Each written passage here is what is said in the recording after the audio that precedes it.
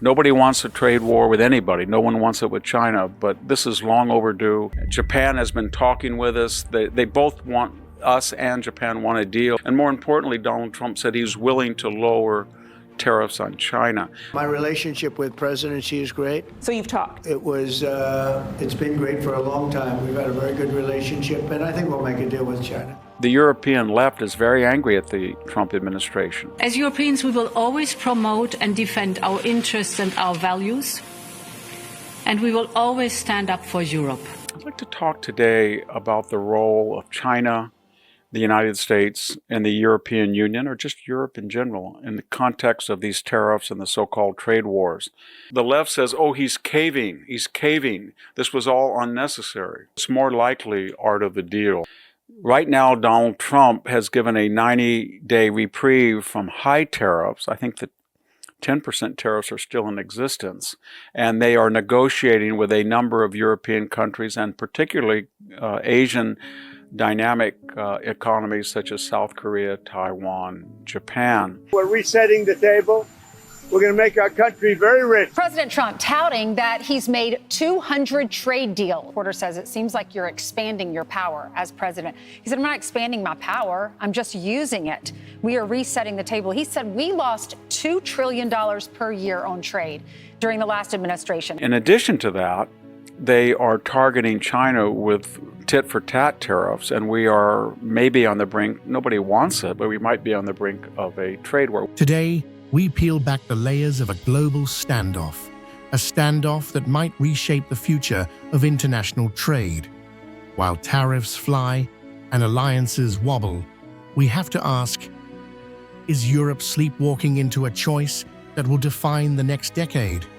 And more importantly, who really stands to lose in this game of bluffs and blunders?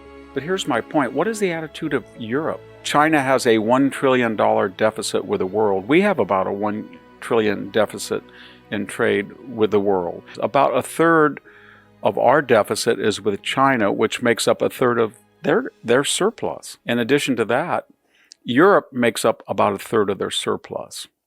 So China has called on Europe to join forces with it to prevent all of the retaliatory tariffs that the United States has threatened Europe, which has a $200 billion surplus with us, and China, which has a nearly high $300 billion, maybe even $400 billion, who knows? A Spanish official said today that maybe Europe should look to China instead of the U.S., and I can tell you that is a losing proposition for the Europeans. It's kind of crazy, isn't it, that these illiberal apparatchiks in China would think that a Western democracy would want to join them against the United States? I don't think that's going to happen. Because what is going to happen, and we've already seen it starting last week, that as we put up the tariff wall, China's business model is predicated on this incredibly imbalanced economy and exporting low-cost goods and subsidized goods to the rest of the world. And guess where they are going to land? On the European shores. As our allies come in and talk to us, is how do we get China to rebalance? The European left is very angry at the Trump administration.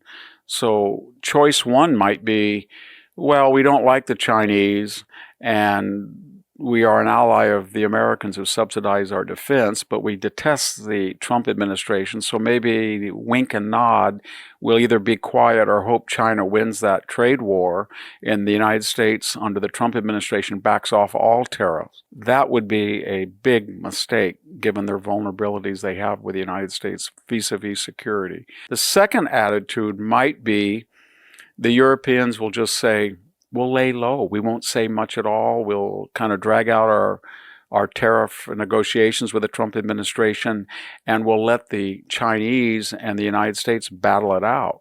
If Trump should win and he lowers the amount of trade with China, maybe that will be an opening for us to replace China as the United States chief importer. That is something that I don't think will happen. The third scenario is what I would suggest for the Europeans. They should say the following: despite our disagreements with the Trump administration, the United States is an ally. And we know that we have been as victimized by Chinese mercantilism, high tariffs, cheating on patents, copyrights, dumping, financial money manipulation, all the things the United States complains about, we do too. In fact, we as Europeans in a whole have about the same deficit with China as the United States does. So we are kindred spirits. So what we will do is, even though we have disagreements on our surplus with the United States and their efforts to reduce it, we will ally with the United States. And that would represent about 2/3 of China's total trade action or monetary value. And especially if Japan and our allies in South Korea or Taiwan would join, then China would find out that about 85% of its trade is in a bloc. That is, they are united, and they have common complaints against China. And China would not be able to say to the United States, we're going to cut deals with Vietnam and Japan and Taiwan and South Korea and the EU and leave you out in the cold. Victor rightly points out Europe's uncomfortable position. On one side, they rely on American security. On the other, they resent Trump's blunt approach. So what will they do? Align with a regime that censors its own citizens, or begrudgingly side with the country that ensures their freedom to resent it openly? 3 options are laid out. Undermine the US out of spite for Trump. Stay silent and passive. Act like true allies and stand up with America against China's abuses. But are these options really equal? And notice, Victor urges Europe to choose strength over resentment, to realize that China's economic bullying doesn't stop at America.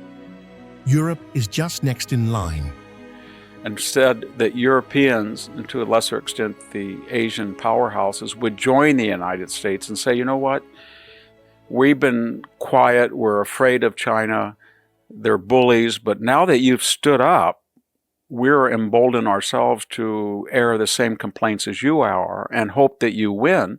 And maybe a byproduct of reduced trade with China from the United States will open a door. So even though we might have to lower our tariffs, there will be more opportunity in the American market with a less prominent Chinese trade profile that we can then be welcomed in as a kindred ally. So Europe has 2 or 3 choices in this proposed Chinese-American trade standoff. Nobody wants a trade war with anybody. No one wants it with China, but this is long overdue, and Europe has to decide what course they're going to take, and for everybody's sake, let's hope they choose wisely. In the end, it's not just about tariffs or trade deficits. It's about who sets the rules for the future. A free world where markets are open and fair, or a world quietly strangled by economic coercion. Europe stands at a crossroads. Will it cling to petty grievances, or will it rise to meet the challenge? Time, as always, will tell.